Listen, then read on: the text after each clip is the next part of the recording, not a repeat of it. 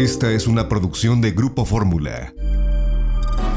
Yo quiero hablar de un tema porque ya el presidente trajo a la palestra la reforma político-electoral, que sería yo no sé cuál número de reforma político-electoral, porque caray, cada presidente, cada partido que tiene el poder en México hace la nueva reforma político-electoral para que seamos un país más democrático. El problema es que la medición de las democracias que diferentes organizaciones realizan comparando un país con otro, pues México no siempre sale en los mejores lugares. Y eso que llevamos desde 1821 trabajando en ello. Y si no quieren, bueno, después de la Revolución de 1910, estamos trabajando en mejorar nuestra democracia. Hay una fundación formada en Madrid en 2015, que es la Fundación para el Avance de la Libertad, que mide y clasifica la libertad electoral de 198 países a través de su Índice Mundial de la Libertad Electoral. Aquí están hablando nomás del asunto electoral, no de la democracia, la cosa electoral. Y ellos se preguntan, y creo que esta pregunta nos la tenemos que hacer todos: ¿cuánta libertad tenemos realmente los ciudadanos en nuestra calidad de electores? ¿La participación política constituye realmente una vía para hacernos escuchar e impulsar políticas? Votar y presentarse a unas elecciones, ¿son acciones efectivas a disposición de todos o un mero laberinto descorazonador, diseñado para proyectar una simple apariencia de libertad e impedir todo cambio? Son preguntas. Bueno, hace unos meses dieron a conocer su Índice Mundial de la Libertad Electoral 2020.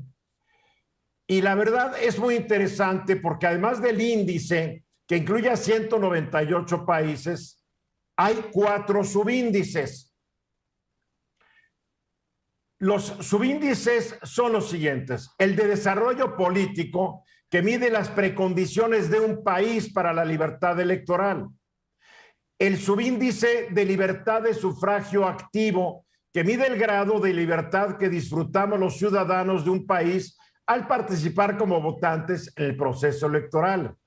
Después está el subíndice de la libertad de sufragio pasivo, que mide el grado de libertad que disfrutamos los ciudadanos para ser candidatos, formar partidos políticos y ser activos en ellos, y votar y ser votados y elegir y electos por la sociedad.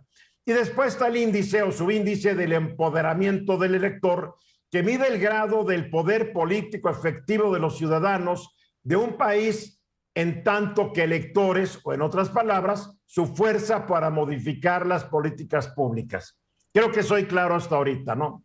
Bien, pues en este índice general, dentro de lo que son 198 países, en el índice general, México ocupa el lugar número 52. Dentro de 26 países con la categoría de libertad electoral alta. Está debajo de 7 países que quedaron en la categoría de altísima, que son Finlandia, Islandia, Irlanda, Suiza, Australia, Dinamarca y la República Checa. ¿Qué hay de nuevo? Lo que es nuevo es que la República Checa hasta 1989 era un país títere de la Unión de Repúblicas Soviéticas Socialistas sin ninguna democracia, y en cosa de 22 años o menos tienen una de las democracias más avanzadas del mundo. Nosotros seguimos trabajando en ello. En el índice de desarrollo político, México queda en el lugar 82, arribita de Haití, por dar un ejemplo. En el índice de libertad de sufragio activo, México está en el lugar 36, 2 lugares abajo de Suecia. En el índice de libertad de sufragio pasivo, ocupamos el lugar 123, 9 posiciones debajo de Estados Unidos, que Estados Unidos no es la democracia que fue. Estados Unidos es una democracia cada vez más disfuncional. Y finalmente, en lo que es el índice de empoderamiento del elector, México está en el lugar número 22, arriba de Dinamarca y el Reino Unido, aunque ustedes no lo crean, porque en México el voto sí influye en políticas públicas. Pero a mí lo que me preocupa es este índice de libertad de sufragio pasivo, que se refiere a la libertad que disfrutamos los ciudadanos para ser candidatos, formar partidos políticos y ser activos en ellos.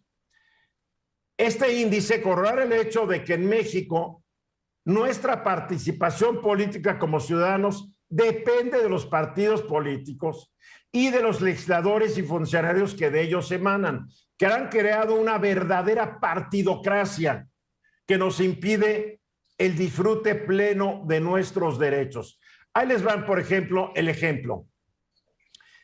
Para formar un partido político en México, pues es muy complicado. Quedamos que es muy complicado, porque formar un partido político en México tienes que tener por lo menos 60,000 militantes.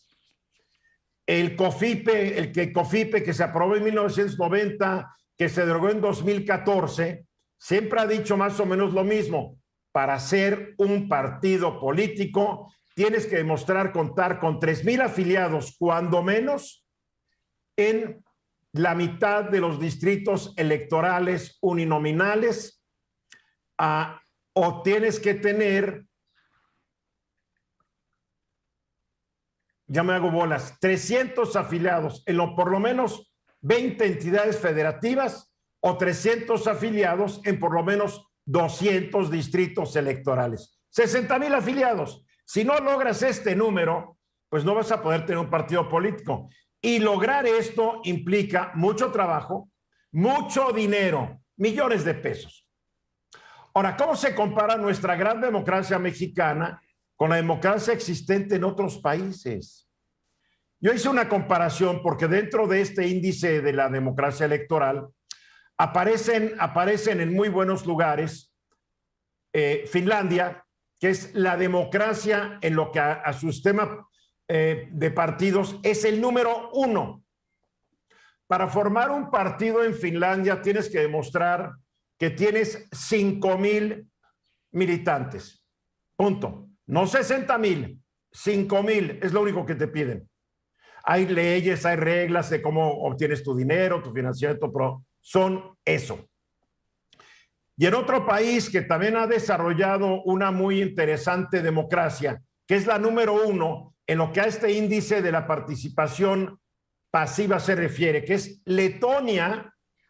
En Letonia, para ser un partido, tienes que demostrar que por lo menos tienes 200 militantes.